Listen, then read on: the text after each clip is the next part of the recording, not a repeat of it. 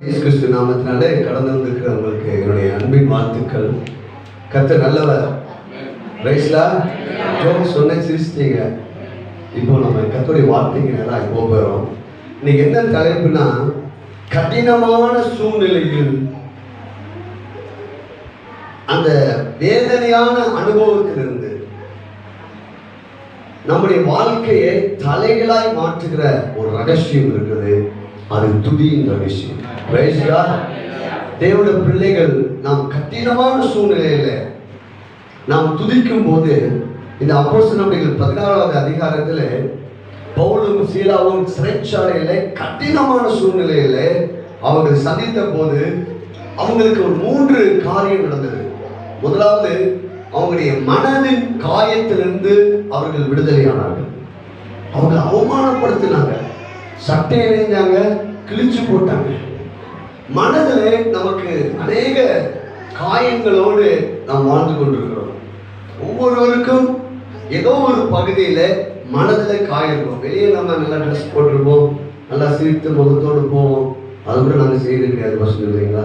பிரைஸ்கா சிரிச்ச முகத்தோடு இருப்போம். ஆனால் நம்முடைய மனதில் ஏதோ ஒரு பகுதியில், நம்முடைய சிறு பிராயத்தில் இருக்கலாம், வாலிப பிராயத்தில் இருக்கலாம், நம்முடைய குடும்பத்தில் இருக்கலாம், நம்ம வேலை பார்க்குற இடத்துல ஏதோ ஒரு பகுதி நம்முடைய மனதை பிசாசு காயப்படுத்திடும்.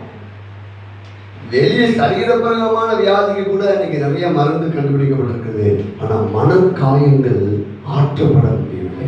உங்களுக்கு மனக்காயங்கள் இருக்குதா இல்லையா அப்படி டெஸ்ட் பண்ற ஒரு வழி என்னன்னா, அவங்க 5 வருஷத்துக்கு முன்னாடி அதை செஞ்சாங்கல்ல, அந்த ஞாபகம் வந்துடும் நமக்கு. யாராவது நம்ம காயப்படுத்தினாங்க, அவங்க பேசினாங்க பாருங்க. ஆனால் அந்த மனக்காயங்களின் ஆலயத்தில் இருக்கிற அந்த காயத்தை ஒருவரால் அறிய முடியாது. அந்த காயத்தையும் பரிசுத்த ஆவியானவர் அறிந்து நம்ம மகிழ்ச்சியாக்கணும். ஏன் கிறிஸ்தவ வாழ்க்கையில, தேவனுடைய பிள்ளைங்க வாழ்க்கையில ஏன் மகிழ்ச்சி இல்லைன்னா, அந்த மனதில் ஏதோ ஒரு காயம், மனதில் நீங்க நினைச்ச காரியம் உங்க வாழ்க்கை என்ன செய்யல, நடக்கல. நீங்க எதிர்பார்த்த அந்த நன்மையை நீங்க இன்னும் என்ன செய்யல, அனுபவிக்கல. இல்ல நீங்கள் எதிர்பார்த்த வண்ணமாய் உங்கள் கூட இருக்கிறவங்க இன்னும் மாறல. ஏதோ ஒன்று. 2வது, கட்டப்பட்ட ஒரு வாழ்க்கை. பவுலும் சீலாவும் சிறைச்சாலையில கட்டப்பட்டிருந்தாங்க. இன்னைக்கு நம்மளை ஒரு பொருளாதாரம் கூட என்ன செய்யுது, நம்மளை கட்டி வச்சிருக்குங்க. பணம் பிரச்சனை. வேத நீதிமொழி சொல்றது, வறுமை ஒரு மனிதனை கலங்க பண்ணுவோம். வறுமை, பணம் பிரச்சனை வரும்போது, பண பிரச்சனை ஒரு மனிதனை அழித்து விடுமா. ஏண்டா வாழ்றேன், நம்மளால ஏன் இந்த காலத்தை கூட நம்மளால செய்ய முடியல. தன்னை தானே வருத்தி கொள்ளக்கூடிய காரியம், பணம், வியாதி, சாபம், பாவம், போராட்டங்கள், இதெல்லாம் நம்மளை அறியாமலே நம்முடைய மனதை கட்டியிருக்கோம். நம்ம விடுதலையாக இருக்கிறோம். நம்ம சிறைச்சாலைக்குள்ள இல்லை, இந்த பூமியில வாழ்ந்துட்டு இருக்கிறோம், குடும்பத்தில் வாழ்ந்து கொண்டிருக்கிறோம், வேலைக்கு போகிறோம், சாப்பிட்றோம். ஆனால் நம்முடைய மனதில் பல காரியங்களால் நம்முடைய மனதை கட்டப்பட்டிருக்கிறோம். அந்த கட்டப்பட்ட நிலைமையிலிருந்தும் கர்த்தருடைய ஆவியானவர் இந்த நாளை விடுதலையாக்குவார். 2வது, அடைக்கப்பட்ட ஒரு சூழ்நிலை. சிறைச்சாலையில பவுலும் சீலாவையும் உள்ள தள்ளி அடைச்சிட்டாங்க. அடைக்கப்பட்ட சூழ்நிலைனா, இன்னும் நான் எதிர்பார்த்த நன்மை, ஒரு எதிர்பார்த்த ஒரு வாசல் எனக்காக என்ன செய்யல, எவ்வளோ முயற்சி பண்றேன், எவ்வளோ காரியங்கள் நான் முயற்சி பண்றேன் பாஸ்டர், நல்லா நான் ஜெபம் பண்றேன், எல்லாமே பண்றேன், ஆனாலும் எனக்கு இன்னும் வாசல் என்ன செய்யல, அடைக்கப்பட்டே இருக்குது. இந்த 3 காரியங்கள் தான் இந்த பகுதியை நம்ம தியானிக்க போகிறோம். முதல்ல சொல்ல, மனதின் காயத்திலிருந்து விடுதலை. மனதின் காயத்தை யார் தான் ஆற்றுவோம் தெரியுமா? ஆவியானவர். கர்த்தர் தான் அப்படியே நம்ம மனசு காயத்தை, ஏன்னா அவர் தான் நம்மை 100% நன்றாய் புரிந்துள்ளார். ஒரு நாள் ஒரு சகோதரன், அவருடைய வீட்டில் 2 பிள்ளைங்க, மனைவி, பொருளாதார நெருக்கடி, பண கஷ்டம்,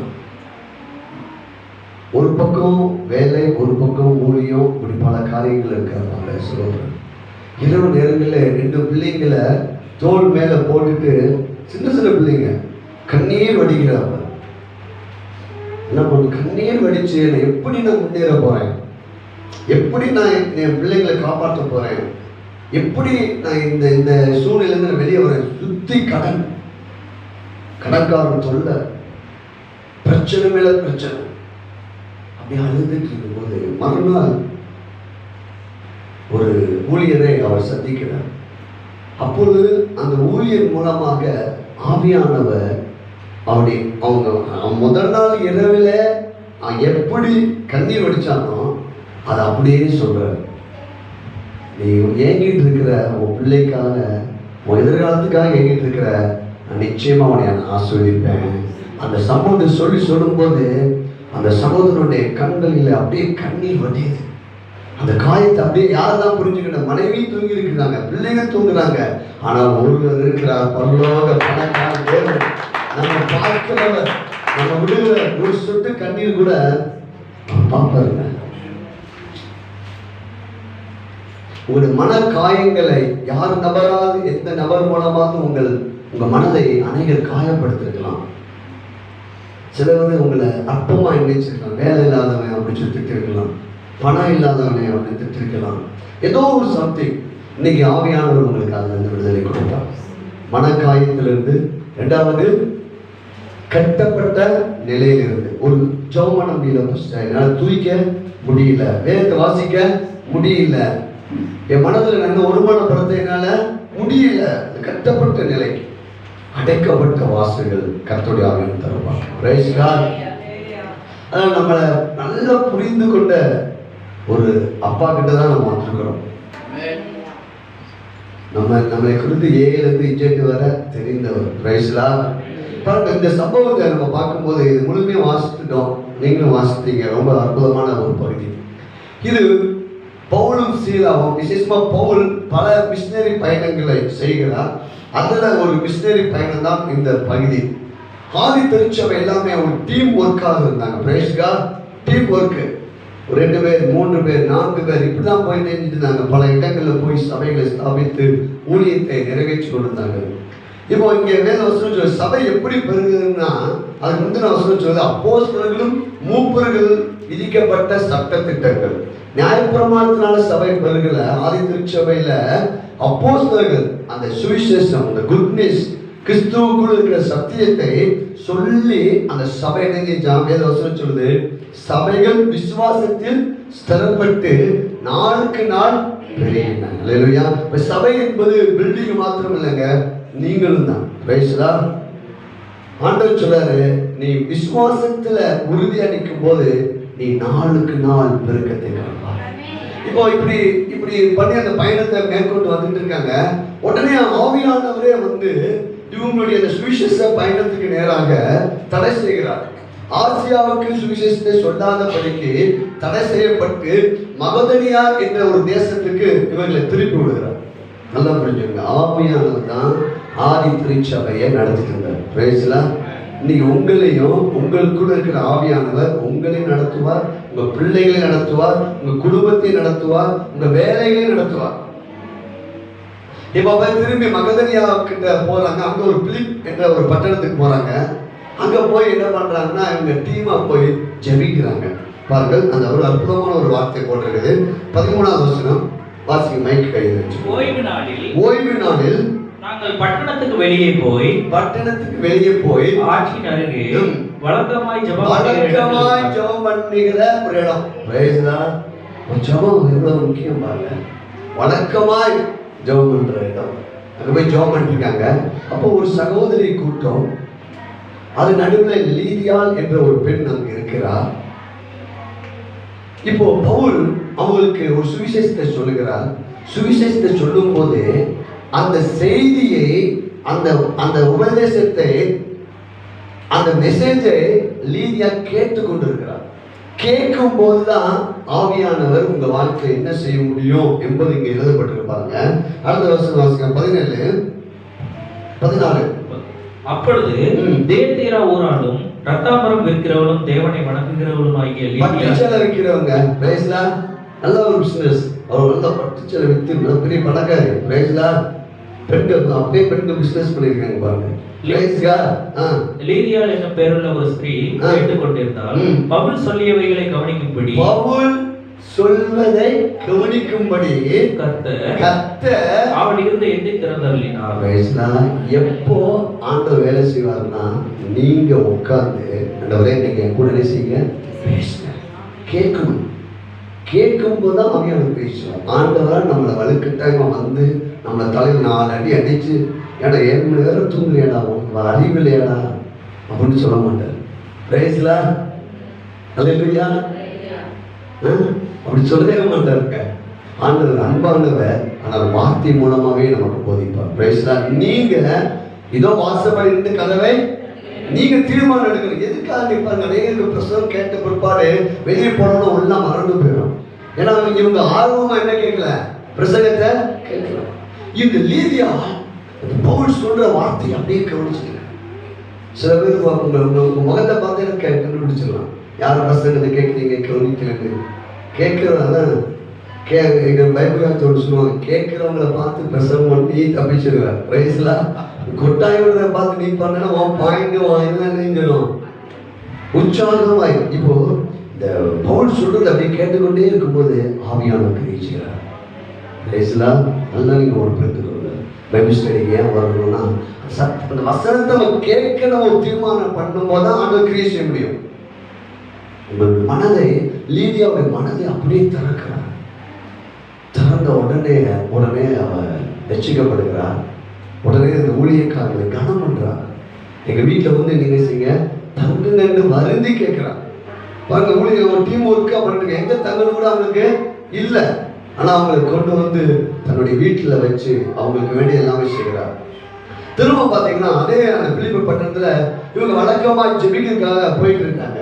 அப்போ பிசாசு பிடிச்ச ஒரு குறிச்சொல் ஆவியை கொண்ட ஒரு பெண் அங்க இருக்கிறார். அவளை வைத்து அது வந்து ரோம பேரரசுடைய பட்டணம், அந்த ரோம ஆட்சி கீழே இருக்கிறது. அந்த குறிச்சொல்ற பெண்ணை வைத்து மிகுந்த ஒரு ஆதாய தொழிலை அங்க செஞ்சுட்டு இருக்காங்க. வருமானம் நடந்துருக்கு. குறிச்சொல் சோசியம் அப்படின்னு வச்சுக்கலாம்.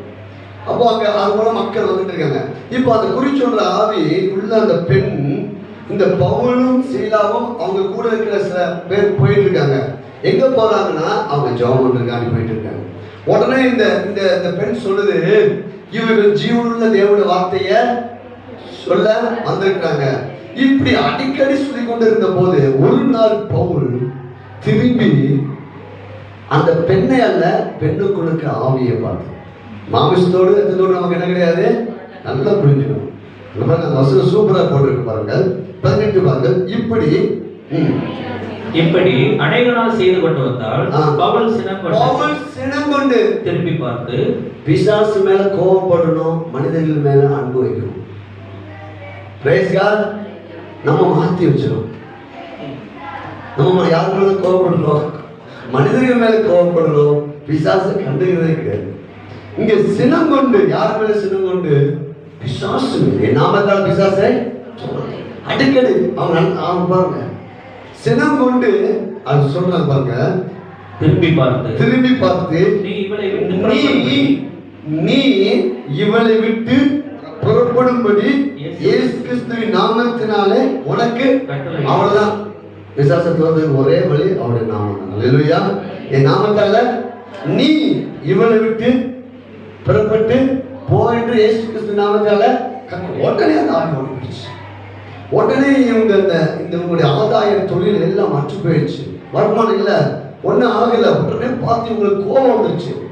இவங்கதான் நினைஞ்சிட்டாங்க, இந்த ஆவியை விரட்டி விட்டாங்க. இப்போ இவங்களை பிடிச்சி எப்படியாவது ஏதாவது ஒன்று செய்யணுமே சொல்லிட்டு அங்க உள்ளவங்க எல்லாம் அந்த பிசினஸ்ல அந்த தொழில் இருக்கவங்க எல்லாம் பிடிச்சி பவுலையும் சீலாவை கொண்டு போய் அங்குள்ள அதிகாரி கையில கொண்டு போய் விடுறாங்க. எப்படி நம்ம போலீஸ் ஸ்டேஷன்ல கொண்டு மாதிரி இவங்க ஏதோ ஒன்று நம்முடைய மார்க்கத்துக்கு விரோதமாக இவங்க என்ன செய்யறாங்க, பிரசங்கம் பண்றாங்க.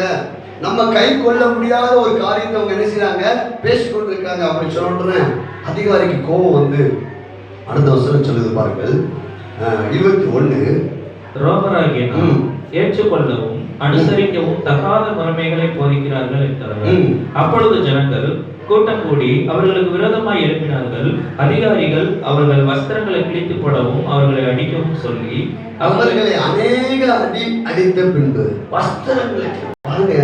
இவங்க மகதனியாவுக்கு வந்தது தேவசித்தமா தேவசித்தம் இல்லையா? ஆவியானவரே ஆசியாவுக்கு போக வேண்டாம், நீ எங்க போவோம், மகதனியாக்கு போ. போய் பிரசங்கம் பண்ணாங்க, வீடுலாம் கிடைச்சிச்சு. இப்ப பாருங்க, பிசாசம் துரத்தி விட்டாங்க, பிரச்சனை நினைஞ்சிருக்குது. இப்போ இவங்களுடைய வஸ்திரத்தை கிழிக்கிறாங்க. எவ்வளவு கேவலமா, அவமானம். வஸ்திரங்களை கிழித்து அநேக அடிகளை அடித்து. இன்னைக்கு நம்முடைய வாழ்க்கையில சத்துருவானவன் மனிதர்களை பயன்படுத்தி, நல்லா நீங்க புரிஞ்சுக்கணும், மனிதர்களை சத்துரு யாரெல்லாம் பயன்படுத்துவான்? மனிதர்கள் நமக்கு எதிரி அல்ல. இதெல்லாம் நம்ம புரிஞ்சுக்கணும். நீ இவளை விட்டு புறப்பட்டு போகும்படி நான் இயேசு நாமத்தில் செய்கிறேன். அந்த பெண்ணை போல் நேசிக்கிறார். Praise God. உடனே சொல்லக்கூடாது அந்த இந்த மனிதர்கள் வெளுத்துக்கூடாது. ஏன்னா மாமிஸ்கோட ரத்தத்தோடு நமக்கு என்ன கிடையாது யுத்தம். நீ இவளை விட்டு. இப்போ அநேக அடி இல்லாத அந்த பப்ளிக்ல அடி வாங்குறாங்க, வஸ்திரம் கிழிக்கப்படுகிறது. இப்போ எப்படி இருக்கும் அந்த ஊழியர்களுக்கு? எப்படி இருக்கும்? மனதிலே காயம். தேவ சித்தத்தினால தான் வந்தோம், ஆண்டவர் தான் கொண்டு வந்து சொன்னாரு. இன்னைக்கு நம்முடைய வாழ்க்கையில கூட சில இடங்களிலே தேவனுடைய சித்தத்தின்படி தான் நீங்கள் இருப்பீங்க. ஆனால் பிரச்சனை என்ன செய்யுது? வந்து ஆடும்போது இது தேவ சித்தம் தானா? தேவோட ஆண்டவர் கூட தான் இருக்காரா? இப்படிப்பட்ட சூழ்நிலை உங்களை சத்துருவானவன் அநேக மனிதர்களை பயன்படுத்தி உங்க மனதை அநேக அடி என்ன செய்யறான்? அடிக்கிறான். அப்போ என்ன தோணும் உங்களுக்கு? எவ்வளோ அது வேண்டாமாப்பா, மகதனியாவே வேண்டாம், இந்த இடமே வேண்டாம், எங்கேயாவது நம்ம போயிடலாமா அப்படிலாம் தோணும். தேவ சித்தத்தில் நீங்க இருக்கிறீர்கள் என்பதுக்கு ஒரு அத்தாட்சி. சில கடினமான சூழ்நிலையை நீங்கள் சந்திக்கலாம், ஆனால் நீங்கள் வெற்றி பெறுவீர்கள். Praise God. கண்டிப்பா நீங்க வெற்றி பெறுவீர்கள். பாருங்க, இப்படி அடிச்சுட்டாங்க, சட்டையெல்லாம் கிழிச்சுட்டாங்க. உடனே அதிகாரி சொல்றான், இவங்களை ரொம்ப கேர்ஃபுல்லா நினைச்சுக்கோ, பாதுகாக்கணும். அப்படின்னா இவன் நினைச்சு அவன் பெரிய தீவிரவாதியாக நினைச்சிட்டான். சிறைச்சாலை தலைவன் பார்க்கறான், என்னடா ஒரு அதிகாரிகிட்ட வந்து கமாண்ட் வந்திருக்கு, பயங்கரமான ஆட்கள், என்ன ஏதுன்னே தெரியாது, இவங்க செஞ்ச குற்றம் என்னன்னு தெரியல, ஒண்ணுமே இல்லை. உடனே பார்த்தீங்கன்னா இவங்க உள்காவல் அப்படின்னு மிக ரொம்ப பாதுகாப்பான இடத்துல கொண்டு போய் வைக்கிறாங்க. அது மட்டும் வைக்கிற மட்டும் இல்லை, அவங்களோட சூழ்நிலையை பாருங்கள். 23 வாசிக்கிறது. அவர்களை அநேக அடி அடித்த பின்பு, அநேக அடி. இன்னைக்கு ஆவியான சொல்றாரு, உன் சிறு பிராயத்து முதல் இந்த நாள் வரை உன்னை பிசாசு அநேக அடி அடிச்சிருந்தாலும் நான் உன்னை காயங்களை நான் ஆற்றுவேன், உன் கண்ணீரை நான் மாற்றுவேன், நான் உன்னை விடுதலை ஆக்குவேன், நான் உன்னை வெளியே கொண்டு வருவேன். அநேக அடி காயங்கள். இந்த சூழ்நிலை நம்ம எதுக்கு நான் உங்களை முதல்ல வாசிக்க சொல்லிட்டேன்னா, இந்த ஸ்டோரி நீங்க அப்படியே கற்பனை பண்ணணும். அடிச்சு என்னடா செஞ்சோம், நம்ம மகதனியாக போங்கன்னு ஆண்டு தான் சொன்னாரு. இங்க வந்திருக்கணும், கொஞ்சம் ஏதோ வெளிச்சு வந்த மாதிரி இருந்துச்சு, அதுக்கடுத்து பிரச்சனை வந்துருச்சே அப்படின்னு பல கேள்விகள். அதுக்கடுத்து பாருங்க, அவர்கள் அநேக அடி அடித்த பின்பு சிறைச்சாலைகளை வைத்து அவர்களை பத்திரமாய் காக்கும்படி சிறைச்சாலைக்காரனுக்கு கட்டளையிட்டார்கள்.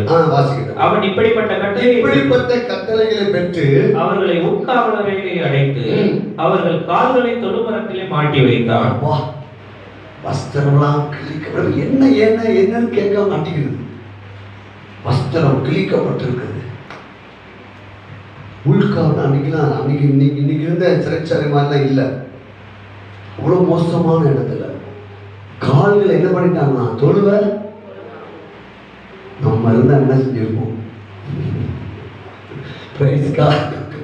நம்ம இருந்தா என்ன செஞ்சிருப்போம்? கடினமான சூழ்நிலையில் இவர்களால் எப்படி துதிக்க முடிந்தது? எதிரான சூழ்நிலையில் வலி, வேதனை, அவமானம், நிந்தை, ஜீவனத்துக்கே போராட்டமான சூழ்நிலையில் இவர்கள் எப்படி ஜெபம் பண்ணினார்கள், எப்படி துதிச்சாங்க? இப்ப கால் நிக்க விடல, கால் தொழுவதில்ல மாட்டிட்டாங்க. கூட இருக்கிற சிறைச்சாலை அநேக கைதிகள் எல்லாம் இப்பெல்லாம் நம்ம எங்க போயிட்டு இருக்கிறோம்?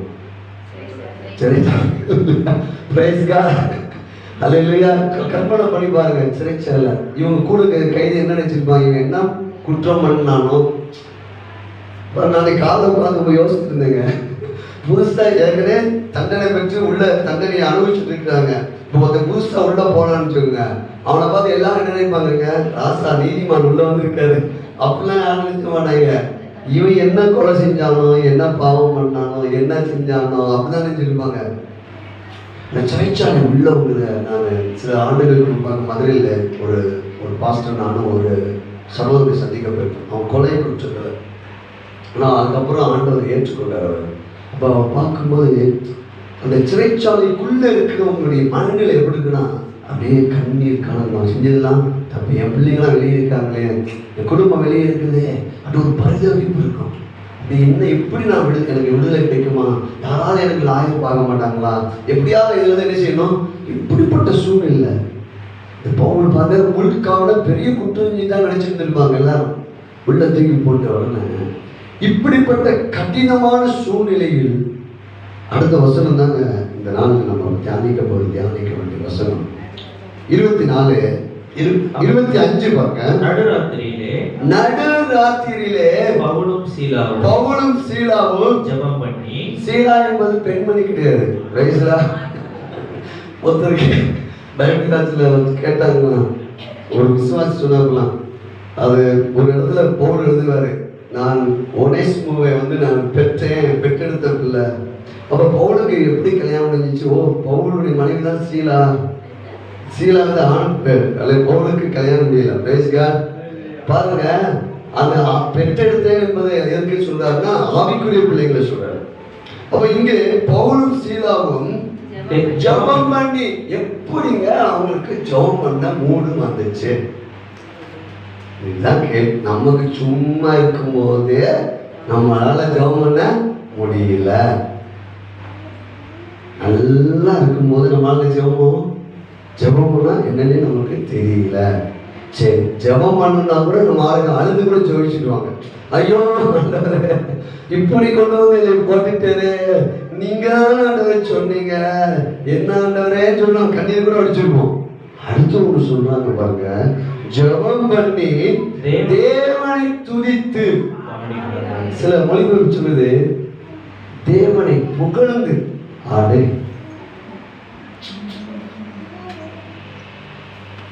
எப்படி தேவனை புகழ்ந்து, அந்த மொழிபெயர்ப்புல வாசிங்க ஃபர்ஸ்ட். தேவனை புகழ்ந்து துதி பாடல்களை பாடினாங்களாம். பிரேஸ்லா, நீ பெரியவர் ஆண்டவரே. துதி பாடல்களை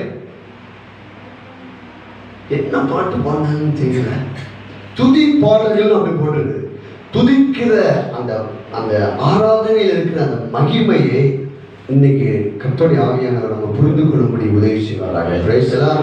நீங்கள் ஒன்றுக்கும் கவலைப்படாமல் எல்லாவற்றை குறித்து ஸ்தோத்திரத்தோட கூடிய ஜெபத்தினால் தேவனுக்கு என்ன செய்யுங்க, எக்காலத்தில் கர்த்தரை ஸ்தோத்திரி. இதை மட்டும் புரிஞ்சுக்கிட்டோம்னா நமக்கு எதிரான கடினமான சூழ்நிலையில நாம் வெளியே வர முடியும். நள்ளிரவில் பவுலும் சீலாவும் பிரார்த்தனை செய்து கொண்டும் தேவனை நோக்கி துதி பாடல்கள் அல்லேலூயா பிரார்த்தனை. மெத்தல படுங்களப்பா, மரத்துல மாட்டப்படி சரீரம் அநேக அட்டிங்க, வஸ்திரம் கிழிக்கப்பட்ட ஒரு பிச்சைக்கார கோலங்க, தேவ சத்தப்படி தானே வந்திருக்காங்க. ஆண்டவரே போய் சொல்லியிருக்காரு. என்னால் அவர்கள் புரிந்து கொண்டார்கள், இது நான் இருக்கிறது தேவனுடைய திட்டம். எந்த பிரச்சனையும் என்ன செய்ய முடியாது, அசைக்க முடியாது. அதுக்கு முன்பாக வசனம், அவங்க வழக்கமாய் ஜெபிக்கிற இடத்துக்கு போனாங்க. ஜெபிக்கிற மனிதனால் எந்த நேரமும் ஜெபிக்காமல் இருக்கவே முடியாது. துதிக்கிற மனிதனால் எந்த நேரமும் துதிக்காவே இருக்கவே முடியாது. அது ரெண்டும் இல்லாவிட்டால் புலம்பிக் கொண்டே இருப்போம். நம்ம ஏன் புலம்புறோம்னு புரிஞ்சுக்கிட்டீங்களா? ஜெபம் என்பது உங்களுடைய மனதிலே, உங்கள் வாழ்க்கையில சாப்பிடாம இருக்க முடியாது எப்படியோ அப்படி உங்கள் பழக்கத்தை உருவாக்கணும். இன்னொன்று இந்த நாளை உடனே சொல்ற ஆவியானவரே, நீ துதிக்கிற மனிதனாகவே உன்னை மாற்று. Praise God. எந்த சூழ்நிலையிலும் துதிக்கிற மனிதன். இப்ப என்ன நடக்குதுன்னா, இது பெரிய காரணம். நம்ம கூட கடந்து வந்த பாதையை நினைச்சு பார்க்கணுன்றது அப்போ கூட அந்த பாட்டை கூட எடுத்துருப்போம். அப்புறம் எனக்கு இவ்வளோ பாட்டா, நானும் என் ஃப்ரெண்டும் பைபிள் காலேஜ் காலை எந்திரிச்சோட ஒரு பாட்டு பாடுவோம். அவனுக்கு வேணும் ஒரு பாஸ்டர் கண்ணீர் பற்றி தான் பாட்டே வரும். அப்படியாவது அவங்க பாட்டு வந்திருக்கோம். அவரே இப்படி பண்ணிட்டாங்களா. இப்போ இங்க என்ன பாட்டு வருது? துதி பாடல்கள் பாடிக்கொண்டிருந்தார்கள். அல்லேலூயா. தேவனை நோக்கி ஜெபம் பண்ணி கொண்டு. அப்ப எப்படிதான் ஜெபிச்சிருப்பாங்க? தேவனை மகிமைப்படுத்தி துதி பாடல். அதாவது நம்ம பாட்டு எடுக்கும் போது நான் என்ன சொல்றேன்னா, ஒரு ஆர்ப்பரிக்கணுங்க. Price God. துதி தேவனை உயர்த்துகிற பாடல்கள் நீ பாடிட்டு இருக்க. இந்த ரெண்டு காரியங்க அடுத்த மாதிரி நடக்கிறத பார்க்க போறோம். மற்ற சிறை கைதிகள் அவர்களை கவனித்த வண்ணமா இருந்தார்கள். இங்க போட்டிருக்குது, நடுராத்திரியிலே பவுலும் சீலாவும் ஜெபம் பண்ணி தேவனை துதித்து பாடினார்கள். காவலில் வைக்கப்பட்டவர்கள் அதை கேட்டு கொண்டிருந்தாங்க. இந்த ரெண்டு குட்டி சொல்றேன். பசங்களுக்கு அவ்வளோ பாட்டுலாம் வரல, கவலை விடுங்க. பாடினாலும் அற்புதம், கேட்டாலும் அற்புதம். நம்ம பாட்டை கேட்டுக்கிட்டே இருந்தாலே அற்புதம்ங்க. நமக்கு எவ்வளோ வசதி. யூடியூப், வாட்ஸ்அப், ஃபேஸ்புக்கில் பார்த்துருக்கேன். நான் பார்க்கல, யூடியூப்பில் நிறைய பாட்டை நான் பார்க்குறேன். ரைட்ஸா, அது நம்ம நன்மைக்கு எதுவாக நம்ம நினைஞ்சிடணும் எடுத்துக்கணும். ஒரு சகோதரர் ஒரு பெரிய கம்பெனிக்கு ஒரு இன்டர்வியூ போனாங்க. இன்ஜினியரிங் முடிச்சு எல்லாம் அவருடைய படிப்பு நாணம் எல்லாம் சூப்பர். 10 கொஸ்டினுக்கு 9 கொஸ்டினுக்கு மார்க்கு சூப்பர் ஆகிட்டாங்க. கடைசி ஒரு கொஸ்டின் கேட்டாங்க, வாட்ஸ்அப், யூடியூப் இதெல்லாம் குறித்து நீங்கள் என்ன நினைக்கிறீங்க? அவனு கடைசி கேள்வி கேட்டாங்க. ஃபேஸ்புக், யூடியூப், வாட்ஸ்அப் இப்போ இருக்க இந்த மீடியா இதெல்லாம் ரொம்ப வளர்ச்சியாக இருக்குது. இது குறித்து நீங்கள் என்ன நினைக்கிறீங்க? இதில் அதிகம் நெகட்டிவ் இருக்குதா பாசிட்டிவ் இருக்குதா அப்படின்னு கேட்டாங்க. அந்த சகோதரர் சொன்னால் அதிகம் நெகட்டிவ் தான் சார் இருக்குது. அப்படிங்களா, நீங்கள் போயிட்டு வந்துட்டீங்க. என்ன ஒன்றுனா, நீ எந்த எண்ணத்தோடு நீ அதை அணுகிறாய், அந்த எண்ணத்தில் அவனுக்கு வேலை கிடைக்கல. கடைசி ஒரு கொஸ்டின், நம்முடைய எண்ணங்கள் கர்த்தருடைய வார்த்தைக்கு நேராக எதை எடுத்துக்கொண்டாலும் அதை நம்ம நன்மை என்ன செய்யலாம், எடுக்கலாம். இப்போ பாருங்க, பாடினவங்களுக்கு மட்டும் இல்லைங்க, கேட்டுக்கொண்டிருந்தவங்களுக்கும் நன்மை. இதை கேட்டுக்கொண்டு இப்போ என்னடா நம்மளாம் எத்தனையோ கைதி உள்ள வந்திருக்கோம். அத்தனை கைதிக்காரனும் வந்த உடனே என்ன செஞ்சுட்டு இருப்பான், அழுதுட்டு தான் இருக்கும். யார் சொல்லுது? பிரேஸ்லா திரைச்சாலைக்கே போனோம். அவங்கள ஏக்கத்தை புரிஞ்சுக்கிட்டு பாருங்க. பிரேஸ்கா உள்ள போய் என்ன செஞ்சுருப்பான்? ஃபர்ஸ்ட் நாள் திரைச்சாலைக்குள்ள போகும்போது எப்படி இருப்பான்? அழுதுட்டு தான் இருக்கும், கண்ணீர் வடிப்பான். ஐயோ கொசு கடி, அந்த கடி, இந்த கடி, என்னடான்னு ஜான இவர்களே கவனிக்கிறாங்க, சுற்றி இருக்காங்க. அல்லேலூயா. இப்படி மாறணுங்க. நம்ம துதிக்கிறதாய் மாறணும். நம்மளை பிரச்சனையோடு இருக்கிற ஜனங்கள் நம்மை பார்த்து கவனிக்கணும். இவங்க எப்படி அவங்க சந்தோஷமா இருக்காங்க? ஒண்ணுமே இல்லை இவங்க, ஆனா என்ன செய்யறாங்க? சந்தோஷமா இருக்காங்களே. இப்போ அவங்களை கேட்டுக்கொண்டு இருந்தாங்க. பாடினாலும் அற்புதம் நடக்கும், பாடலை கேட்டாலும் அற்புதம் நடக்கும். கையை தட்டுமா? நானும் பாட்டை ரொம்ப ரசிப்பேங்க. நானும் 2வது லிஸ்ட் பிரைஸ்ல பாட்டை ரொம்ப கேட்குது. நீங்க பாடுங்க, நல்லா பாடுங்க அப்படின்னு சொல்லி விட்டுருது. பிரைஸ்கா என் பாட்டை ஒருவர் தான் ரொம்ப விரும்பி கேட்கிறாரு. அவர் தான் அப்பா. பிரைஸ்கா என்ன மோசஸ் நீ இப்போ பாடவே மாட்டேங்கிற. பிரைஸ்கா பாருங்க. அப்போ 2 காரணம் தான். இதை ஒரு உண்மையாக வெளிப்பட சொல்லி, இந்த நாள் முதல் இப்போ மனதில் சோர்வு வருதா, கவலை வருதா, பிரச்சனை வருதா, என்ன பாட்டு கேட்கணும்? இதுதான் முக்கியமானது. என்ன பாட்டு கேட்கணும்? விசுவாசம் உள்ள பாடல்கள், கிறிஸ்துவுக்குள்ளான பாடல்கள். பாட்டு வரையை கண்டுபிடிக்க தெரியணும் உங்களுக்கு. அது என்ன செய்து எல்லாம் செய்து முடித்தா கிறிஸ்துவுக்குள்ள இருக்கிற வரிகளை கண்டுபிடிச்சுன்னா அதுதான் நம்முடைய ஆவி என்ன செய்யும்? உயிர்ப்பிக்கும். அப்போ இப்படி பாட்டு எல்லாம் கேட்டுட்டு இருக்காங்க. இவங்க ஜெபம் பண்ணி துதிச்சு பாடுறாங்க. எல்லாம் கேட்கறாங்க. என்னடா இந்த சிறைச்சாலை 10 வருஷமா இருக்கிறேன், நீ 20 வருஷத்துக்கு மேல ஆயிடுச்சு, ஆனா ஒரு கைதி கூட இப்படி சந்தோஷமா பாடவே இல்லையே அப்படின்னு ஆச்சரியப்பட்டு கொண்டிருந்த போது நடந்தது ஒரு அற்புதம். சடிதிலே சிறைச்சாலைகளின் அஸ்திபாரங்கள் அசையும்படியாக பூமி மிகவும் அதிர்ந்தது. Praise God.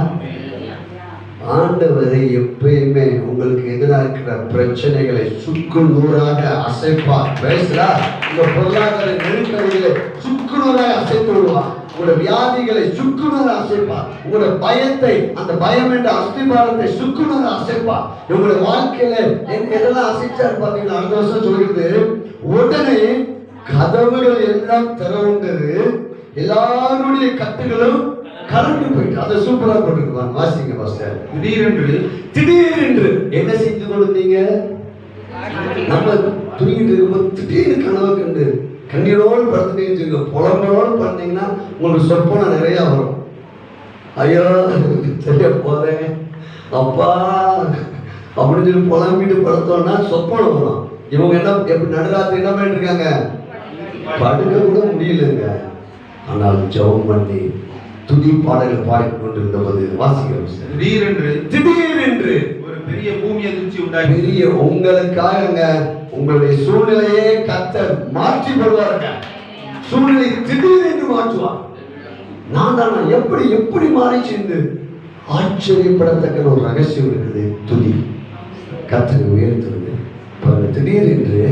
திடீரென்று ஒரு பெரிய பூமி அதிர்ச்சி உண்டாயிற்று. பெரிய பூமி அதிர்ச்சி உண்டாயிற்று. அஸ்திபாரங்கள் யார் என் பிள்ளைகளை கெட்டி வச்சுக்கிற அஸ்திபாரங்கள், மன காயத்தின் அஸ்திபாரங்கள், அடைக்கப்பட்ட அஸ்திபாரங்கள், நம்முடைய வேதனையான அஸ்திபாரங்களை கர்த்தருடைய ஆவியானவர் அசைப்பார். அசைக்கும்படியாக பலமாக இருந்தது. பின் சிறைச்சாலையின் கதவுகள் எல்லாம் திறந்தன. கதவுகள் எல்லாம் உங்களுக்கு 1 2 ஆசீர்வாதங்கள், எல்லா ஆசீர்வாதத்தை திறக்கிற ஒரு திறவுக்குள் இருக்கிறது. ஜெபம் பண்ணி தேவனை துதித்து பாடும்போது நமக்காக எல்லா வாசல்கள் திறக்கப்படுங்க. அடுத்த வாரியம் எல்லா கைதிகளும் அவர்களது விலங்குகளில் இருந்து அவர்களுடைய கட்டுகள், ஒருத்தவங்களுக்கு என்ன பண்ணிருக்காங்க? கட்டு எல்லாம் கிடைக்கும். நமக்கு ஒருத்தவங்களுக்கு பண கஷ்டம் இருக்கும், ஒருத்தங்களுக்கு வியாதி, ஒருத்தங்களுக்கு வீடு காரியங்கள், ஒருத்தங்களுக்கு திருமண காரியங்கள், ஏதோ ஒன்று. என்ன ஆண்டவரை முடியலன்னு சொல்லு. ஆண்டவர் பாருங்க, எல்லோருடைய கட்டுகளை இணைந்தாதான் அவர் திருடுறான். அவர்களது விலங்குகளில் இருந்து விடுபட்டனர். Praise God. பாருங்க, பிசாசு யோபுக்கு இந்த நன்மையை அவன் அசைச்சான். ஆனா கர்த்தரோ நம்ம வாழ்க்கையில இருக்கிற தீமையை அசைச்சு நமக்கு நன்மையை உண்டாக்குற கர்த்தருங்க. Praise God. அது ஒன்றுக்கு உறுதியா இல்லைங்க. பிசாசு அசைக்கும் போது என்ன அசைப்பான் தெரியுமா? நன்மையை அசைப்பான். உங்ககிட்ட இருக்கிற ஆசீர்வாதங்களை அசைப்பான், உங்ககிட்ட இருக்கிற பலனை அசைப்பான், உங்ககிட்ட இருக்கிற சுகத்தை அசைப்பான். ஆனா கர்த்தர் அசைக்கும் போது உங்க வியாதியை ஒன்றில்லாம ஆக்கக்கூடிய அசைப்பாரு, உங்களோட பிரச்சனையை ஒன்றில்லாம ஆக்கக்கூடிய அசைப்பாரு, உங்களோட பொருளாதார நெருக்கடி ஒன்றில்லாம போக முடியாத அசைப்பாரு. பூமி அதிர்ச்சி உண்டாயிடுச்சுங்க. எல்லா கட்டுகள் சரி, எல்லா கதவு, எல்லா சிறைச்சாலையுடைய கதவுகளையும் திறந்தது யாரு? கர்த்தர். Praise God. எல்லாருடைய கட்டுகளையும் அவிழ்த்தது யாரு? துதியின் வல்லமை நீங்கள் எழுப்பீங்க என்றால் உங்க குடும்பத்தின் கட்டுகள் எல்லாம் அவிழ்க்கப்படும், சபையுடைய கட்டுகள் அவிழ்க்கப்படும், உங்க பொருளாதாரத்தின் கட்டுகள் அவிழ்க்கப்படும். உங்களுடைய எங்கெல்லாம் நீங்க போறீங்க அங்கெல்லாம் ஒரு விடுதலை. கட்டு வந்தவன் உடனே அந்த சிறைச்சாலை தலைவர் நல்லா பாருங்க, அவன் என்ன பண்றான்னா, அஞ்சு எல்லா கதவு அசைக்கிறது பாருங்க. பூமி அதிர்ச்சி அன்னைக்கு அந்த தேசம் முழுவதும் உருவாகல. அல்லேலூயா. கர்த்தர் நன்மையின் தேவனுங்க. அல்லேலூயா. தீமையின் தேவன் அந்த இடத்தை மட்டும், எது என் பிள்ளைகளுக்கு பிரச்சனையோ அங்க மட்டும் ஒரு அசைவை உருவாக்குவார். Praise God. சொல்லுங்க, என்ன செஞ்சு இயேசுவின் நாமத்தினால எனக்கு எது பிரச்சனையோ, எது எனக்கு தீமையா இருக்குதோ அங்க மட்டும் கர்த்தர் அசைத்து எனக்கு நன்மையை உண்டாக்குறவர். God is good. கர்த்தர் நல்லவர். பிசாசு நன்மையை அசைப்பான், கர்த்தர் தீமையை அசைச்சு நன்மையை உருவாக்குவார். பிசாசு நன்மையை அசைச்சு தீமையை உருவாக்குறான். இங்க இவர்கள் வாழ்க்கையில் இந்த கட்டுகள், இவங்களுக்கு முதல் சுகம் எங்க இருந்தது தெரியுமா? அவங்க மனதில், அந்த மனதில் ஒரு ஹீலிங் ஆயிருக்கு. எப்படி தெரியுமா? அப்படியே அசைச்ச உடனே அந்த பவுல் சீலாவுக்கு தெரிஞ்சிருக்கோம், கர்த்தர் என்னோட இருக்கிறாரா? அல்லேலூயா. கர்த்தர் இருக்கிறார். அல்லேலூயா. கர்த்தர் இருக்கிறார். இவங்க அந்த வேதனை எண்ணங்களை மறந்து, பாடு பிரச்சனை அந்த எண்ணங்களை மறந்து தேவன் உயர்த்த ஆரம்பிச்சிட்டாங்க. 2 எண்ணங்கள். இதுதான் நம்ம ஆபிரகாம் சந்ததி. ஆபிரகாம் சொல்றான், தன் சரீரம் செத்து போனதையும் சாராளுடைய கற்பம் செத்து போனதையும் எண்ணாத. இங்கேதான் இது உண்டாது. பிரைஸ்லா. எதை எண்ண வேண்டும்? 2 எண்ணங்கள் பாருங்க. ரோமர்கள் இருக்கும், ரோமர்கள் இருக்கும் 4ஆம் அதிகாரம் 18 வாசிங்க. 19 வாசிங்க. 18 19 ரெண்டையும் வாசிங்க. உன் சந்ததி இவ்வளவாய் இருக்கும் என்று சொல்லப்பட்டபடியே தான் அநேக ஜாதிகளுக்கு தகப்பனாவதை நம்புவதற்கு ஏதுவில்லாதிருந்தும் அதை நம்பிக்கையோடு விசுவாசித்தான். அவன் விசுவாசத்திலே பலவீனமாய் இருக்கவில்லை. அவன் ஏறக்குறைய 100 வயது உள்ளவனா இருக்கும் போது தன் சரீரம் செத்து போனதையும் சாராளுடைய கற்பம் செத்து போனதையும் எண்ணாதிருந்தான். இந்த பவுலும் சீலாவும் சிறைச்சாலையில அவனோட சரீரம் மாட்டப்பட்டிருக்கிறது, அடிச்சு கேவலப்பட்டு இருக்கிறாங்க. ஆனா இவனுடைய எண்ணங்கள் சூழ்நிலை மீது என்ன செய்யல, போகவே இல்லை. பேசலா ஜெபம் பண்ணி தேவனை துதித்து பாருங்க, எப்படி அற்புதம் நடக்கும். உங்களுடைய எண்ணங்கள் மாறும்போது அற்புதம் நடக்கும். பேசலா. நீங்கள் வேதனையும் கண்ணீரையும் அனுபவிச்சுட்டு இருந்தீங்கன்னா அற்புதம் செய்யாது, தாமதமாகும். இன்னொரு எண்ணம் பாருங்கள். ரோமர் 4ஆம் அதிகாரம், ரோமர் 8ஆம் அதிகாரம், மன்னிக்கவும் 6ஆம் அதிகாரம் 11ஆம் வசனம். அப்படியே 10-11 வாசிங்க. எதை எண்ண வேண்டும், எதை எண்ணக்கூடாது. இப்போ எதை எண்ண வேண்டும் அதை பார்க்க போறோம். அவர் மரித்தது பாவத்திற்கென்று ஒரே தரம் மரித்தார். அவர் பிழைத்திருக்கிறது தேவனுக்கென்று பிழைத்திருக்கிறார். அப்படியே நீங்களும் உங்களை பாவத்துக்கு மரித்தவர்களாகவும் நம்முடைய கர்த்தராகிய இயேசு கிறிஸ்துவுக்குள் தேவனுக்கென்று பிழைத்திருக்கிறவர்களாகவும் எண்ணிக்கொள்ளுங்கள். இல்லையா? இப்ப நீங்க உங்களை எண்ணிக்கொள்ளணும். எப்படி என்று தெரியுமா? நான் தேவனுடைய பிள்ளை, நான் ஒரு நீதிமான், நான் பாடி மகிழ்வேன். நீதிமான் வீட்டுல என்ன சத்தம் உண்டாகுமா? சத்தம். நீதிமான் அதற்குள் ஓடி சுகமா. எதை எண்ண வேண்டும், எதை எண்ணக்கூடாது. இவங்க இந்த பவுலும் சீலாவுக்கு வாழ்க்கையில ஒரு அற்புதம் நடந்ததுக்கு என்ன காரணம்னா, அவர்கள் தன்னுடைய சூழ்நிலை என்ன செய்யல, எண்ணவில்லை. இன்னொன்னு என்னங்க, கர்த்தர் பெரியவர். பேசலா. தேவனை துதிச்சு பாட ஆரம்பிச்சிட்டாங்க. பாருங்க, திரும்ப அந்த சம்பவத்துக்கு எடுத்துக்கொள்ளுங்கள். அப்போஸ்தலர்கள் 16ஆம் அதிகாரம் நடந்தது என்ன பாத்தீங்கன்னா, அன்னைக்கு என்ன ஒரு அற்புதம் நடந்திருக்குன்னா, முதலாவது இவர்கள் விடுதலையாக்கப்பட்டார்கள், பவுலும் சீலாவும் விடுதலையாக. 2வது சிறைச்சாலையில் இருக்கிற அத்தனை கைதிகளும் விடுதலையாக்கப்பட்டாங்க. 3வது இந்த சிறைச்சாலை தலைவர் ஓடி வந்து, ஐயோ எல்லாம் போயிட்டாங்க, இனி நம்ம எப்படி இந்த அதிகாரிகிட்ட நம்ம எப்படி சொல்றது அப்படின்னு சொல்லி அவன் என்ன பண்ணிட்டான்னா, அவன் வச்சிருந்த அந்த ஆயுதத்தை வச்சு தன்னையே கொல்லும்படியாக, தற்கொலை செய்து கொள்ளும்படியாக முயற்சிக்கிறான். உடனே பவுல் சத்தம் போடுறாரு, நீ உன்னை என்ன செஞ்சுக்காத, வருத்தி கொள்ள வேண்டாம், உன்னையவே சேதப்படுத்த மாட்டார்.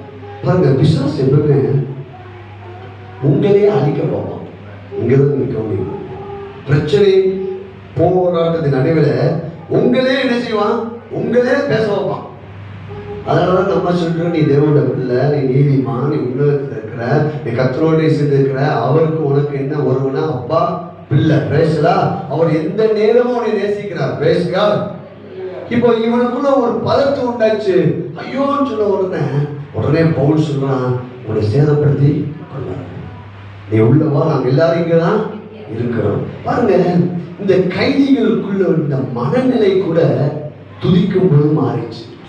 பாருங்க, எல்லா இப்ப கைதி மனநிலை எப்படி இருக்குங்க, திடீர்னு விடுதலை, சிறைச்சாலை கதவு திறந்திருக்குது, அவனுடைய சங்கிலியும் அவிழ்க்கப்பட என்ன வரும், தப்பிச்சு யாருக்கு வரலங்க.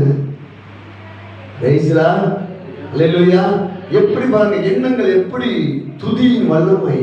தேவன் நம்ம உயர்த்த இந்த பட்டணத்தின் எண்ணங்கள் மாறும், ராஜ்யத்தின் எண்ணங்கள் மாறும், தமிழ்நாட்டிலே ஒரு மாற்றம் உண்டாகும், தமிழ்நாடு செழிக்கும்.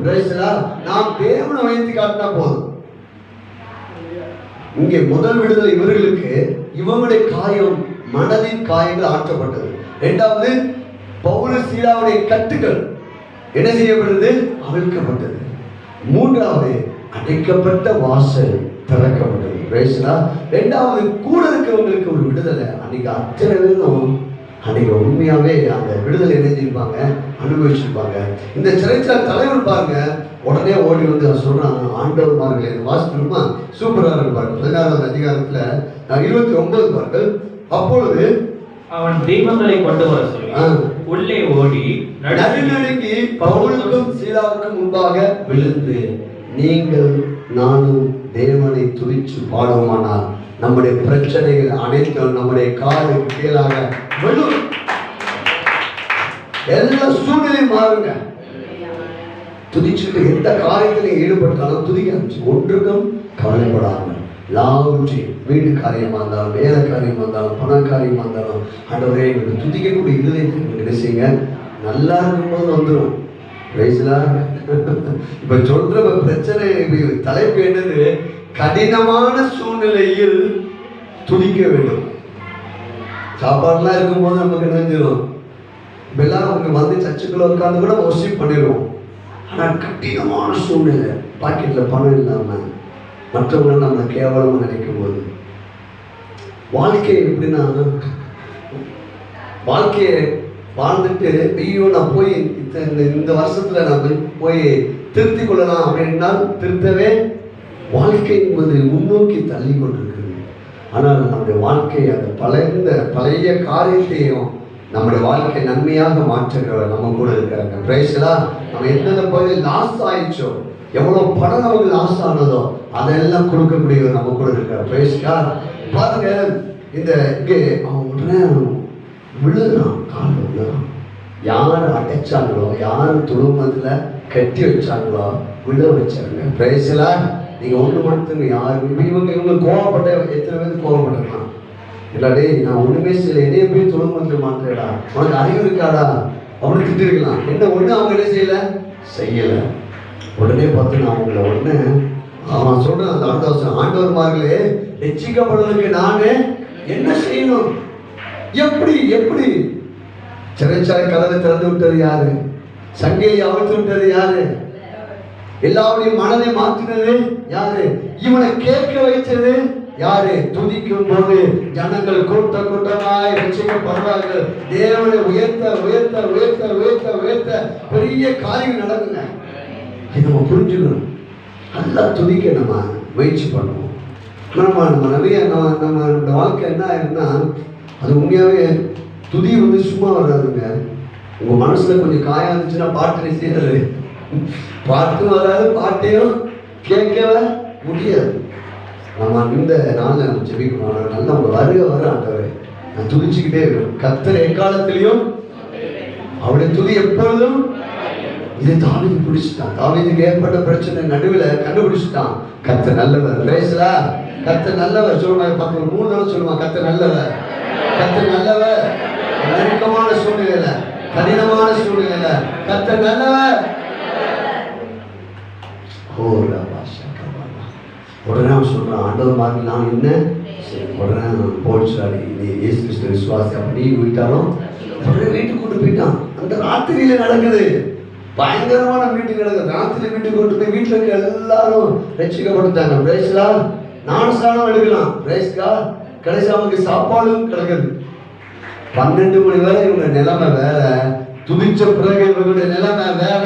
கரங்களை தட்டி ரெண்டு சொல்லுவான்,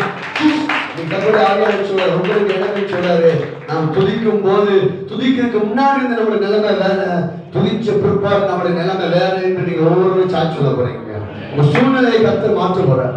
இவன் போய் பார்த்தீங்கன்னா அவனுக்கும் அவன் வீட்டில் இருந்த யாவருக்கும் கர்த்தருடைய வசனத்தை போதித்தான். பாருங்க, சிந்திக்க முடியாத நாம் நினைப்பதற்கும் வேண்டிக் கொள்வதற்கும் மிகவும் அதிகமாக. என்னை நோக்கி கூப்பிடு, அப்போ உனக்கு எட்டாவதும் நினைச்சு பார்க்க முடிஞ்சிருக்குமா? போலீஸ்லாம் 12 மணிக்கு மேல திடீர்னு ஆண்டவர் ஒரு செகண்டை உருவாக்குவாரு, இவங்க எல்லாம் இப்படி வந்துடுவாங்க அப்படி நினைச்சு பார்த்துருப்பாங்களா? நம்ம நினைச்சு பார்க்காத காரியத்துக்கு ஒரு ஆண்டவரை துதி வல்லமை கொண்டு போவதுங்க. பிரைஸ்லா. நமக்கு எத்தாத உயரத்துல கொண்டு போய் வைப்பார். ஒன்றே ஒரு காரியம் நம்ம கவலைப்படக்கூடாது, அதுதான் நம்ம வசிக்க முடியல. பிரைஸ்லா. நம்ம என்ன ரொம்ப கவலைப்படுறோம். கவலைப்படாதுங்க. இன்னைக்கு ஆவியானவர் சொல்ற கவலைப்படாதீங்க. சொல்லுங்க பக்கத்தை பார்த்து, கவலைப்படாதீங்க. துணிய ரகசியத்தை எடுங்க. பேசலாம். பாட முடியாதாலும் பரவாயில்ல. 2வது சாய்ஸ் பாட்டை கேட்டாலே அற்புதம். பேசலாம். பாடினாலும் அற்புதம், பாட்டை கேட்டாலும் அற்புதம். முதல் பாட்டுக்கே நீங்க வந்துடும். பேசலாம். பாட்டு கேட்க கூட கூட நான் கை தட்ட போறேன். ஆண்டவரே எனக்கு அற்புதம் நடக்கும். இப்போ ஒரே அற்புதம் தான். இவரு பவுல் கையில் இருந்த சங்கிலியும் அவிழ்க்கப்பட்டது. உடனே என்ன ஆயிடுச்சு பார்த்தீங்கன்னா, அவங்க போயிட்டு அந்த 39 பாருங்க, 33 பாருங்க. மேலும் இந்த ராத்திரியிலே அந்நேரத்தில் தானே சூப்பரா ஆவியானவர் எழுதிச்சிருக்காரு இல்லையா? அந்நேரத்தில் தானே உனக்கு அந்த துதிக்கும் போது உங்க சூழ்நிலை எப்படி மாறும் பாருங்க. யாருக்கு மாறும்?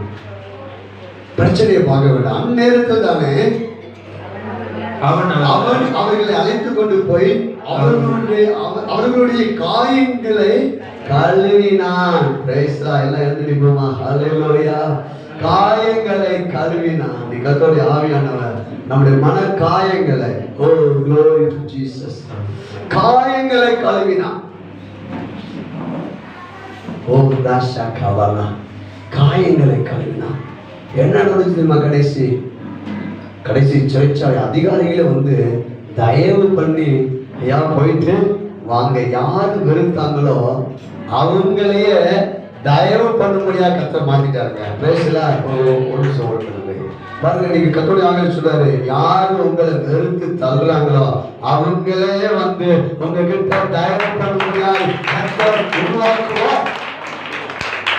செய்தி போன உடனே இவர் ரோமர் சிட்டிசன், ரோமர் சிட்டிசனை என்ன கேள்வி கேட்காம அடிக்க கூடாது.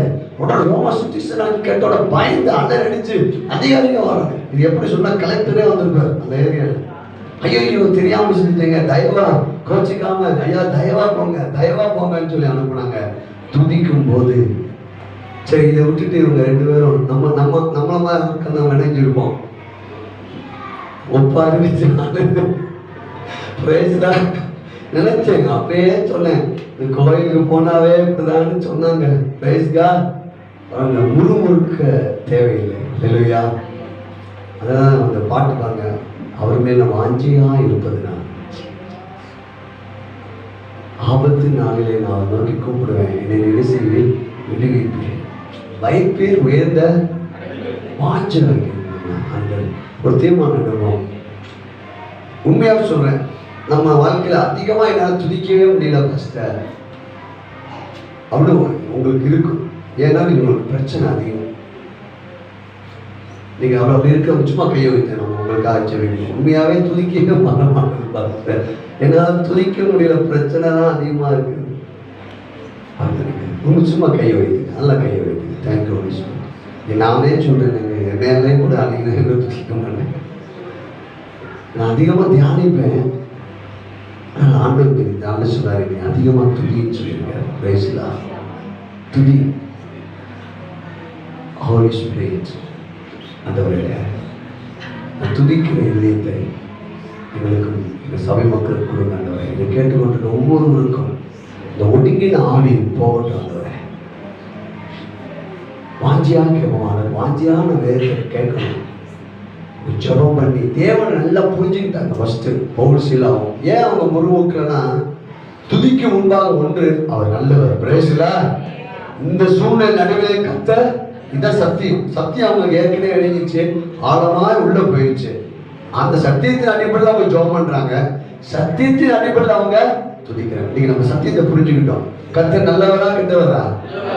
அல்லேலூயா, புரிஞ்சுக்கிட்டோம். பிரேசிலா, அடுத்து நம்ம என்ன எத்தனை அடிப்படையில் ஜெபிக்கணும்? அவர் நல்லவர், என் ஜெபத்தை அவரு கேட்பார். 3வது, அங்கதான் சின்ன விஷயம், கண்ணீரா வந்துருது. நமக்கு கண்ணீர் வரலாம். எப்போ வரும் தெரியுமா? அவருடைய பிரச்சனத்துக்கு கண்ணீரா வரும். எனக்குலாம் அதிகமாக கண்ணீர் வரும் தேவ பிரசன்ஸ். இல்லை யாருக்காவது ஜெபிச்சுன்னா கண்ணீர் வந்துடும் எனக்கு. ஆனா நம்ம நிலைமையை பார்த்து நம்ம கண்ணீர் வடிக்க வேண்டாம்னு ஆண்டவர் சொல்றாரு. பிரைஸ்ல அல்லேலூயா. இப்ப நம்ம சத்தியத்தை புரிஞ்சுக்கிட்டோம். கர்த்தர் நல்லவர். மகதனியாவுக்கு கொண்டு வந்தது தேவனுடைய சித்தம் தான். ஓகே. ஆனால் பிரச்சனை இன்னைக்கு ஆண்டு சொல்றாரு, இந்த சபையில் உங்களை கொண்டு வந்தது கர்த்தருடைய சித்தம் தான். Praise the Lord. உங்களை இந்த ஊர்ல வச்சது கர்த்தருடைய சித்தம் தான். நீங்க செய்ய வேண்டிய ஒன்று, சத்தியத்தை புரிந்து ஜெபம் பண்ணி அவரை துதித்து பாடுங்கள். கர்த்தர் உதவி செய்வார். Praise the Lord. வாஞ்சி அந்த ஒவ்வொரு பாடி அப்படி பிடிக்க போறோம். Thank you Holy Spirit. Thank you Holy Spirit. இதாபடி உண்மையில்